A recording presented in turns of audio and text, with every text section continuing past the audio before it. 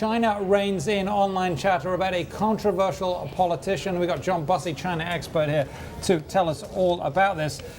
This was a guy called Bo. Bo Xilai. Yeah. Bo Xilai. Yeah. Thank you for... Josh Chin and Brian Spiegel of our Beijing Bureau have an excellent story on this right now on WXI.com. Bo Xilai was forced out. He was a rising politician. He tangled with others in the Politburo, and he was forced out. There was a incident where his chief of police sought shelter in the U.S. Consulate overnight. Questions about whether or not he was trying to obstruct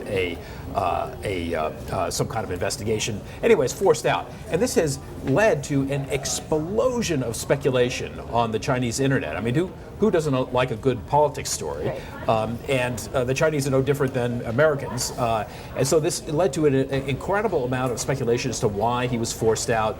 There was discussion of a possible coup in Beijing, of gunshots heard. I mean, it was kind of sort of wild, seemingly wild rumor.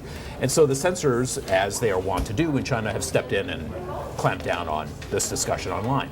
But they allowed this to go on for a little bit. So what exactly is the calculus here in terms of when to allow discussion on social media and when exactly they clamp down? That's a really good point, because I think what you're seeing now is the Politburo in China, which has maximum political control over the country, contend with the fact that as economic development goes along, people expect to have a little bit more political say as well. Right. So it's kind of a natural evolution. So they're thinking to themselves, where do we walk that line? Where do we let discussion happen that kind of vents pressure out of the system, and where do we clamp down so that we can maintain this continued fiction of a totally unified Politburo and stable control of the country? So the point that you're making is a really good one.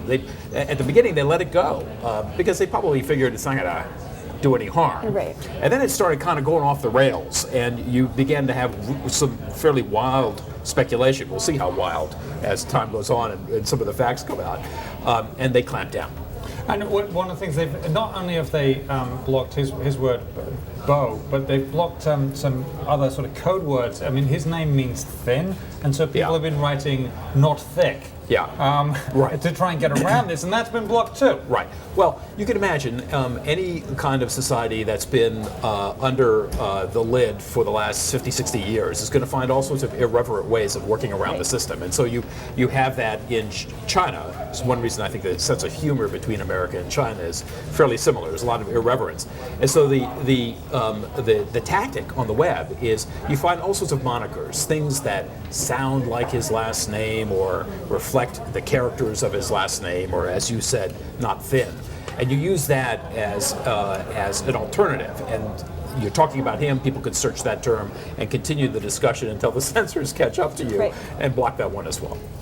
So how fast are the censors? I mean, how quickly are they able to catch on to these trends? They have thousands of people working on this, right? Yeah, they do. This is in a nanosecond.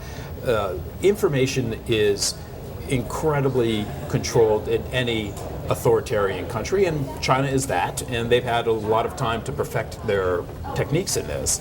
But at the same time, microblogging, it's kind of Twitter-like, is incredibly popular in China. And so it's an industry and a manner of expression that has flourished, and Josh and Brian point this out in their story. And this is kind of a little bit of an indication. It's a little hard to continue to control that as effectively as it used to be, just shut down a telephone line. This thing kind of gets going and finds all sorts of alternative ways to express itself, and you're chasing it. Now, one of the things, and this is an aside but an important one of the things that's been keeping the population happy in China has been it's a phenomenal growth rate, a growing living standards. Yes. We're now seeing the economy slow down quite dramatically. It's still growing, but the growth is nowhere near as fast as it was. Is that going to cause unrest and more of this sort of thing? I mean, is this just heading for a collision and uproar? Yeah. Well, that might be a bit more apocalyptic than it should be right now. I mean, that question. I don't mean this week. I don't mean this week, dude. That question is a critical central one to everything about China. And it has been for some time. Is how long can you walk this line of ever more economic freedom, but still have political control and lack of freedom in the political spectrum without people rebelling against that. The fact of the matter is that in China, there's a lot more political expression and free expression of all sorts of topics, much more so than just 5, 10, 15, 20 years ago. So that's been kind of grading up as well. Nowhere near as fast as economic freedom, is the point you're making. And the slowdown in the economy and the fact that there might be a little harder slog trying to employ all these people coming in from the rural sector could aggravate that. That's exactly what I was trying to get to. Yes. Thank you very much. Always My a pleasure. pleasure. John My pleasure. Bussey, China expert here at the Wall Street Journal. Thank you very much for joining us.